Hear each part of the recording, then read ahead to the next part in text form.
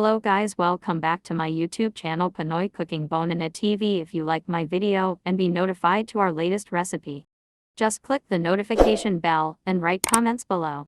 My recipe today is pata tim. This dish is a popular Chinese dish of braised pork hock that is cooked long and slow until the meat becomes tender in various spices. This dish is basically cooked pork leg with blend of soy sauce, pineapple juice, and spices like garlic, onions, peppercorn, bay leaf, star anise, and with vegetables like bok choy. Okay guys, let's start cooking.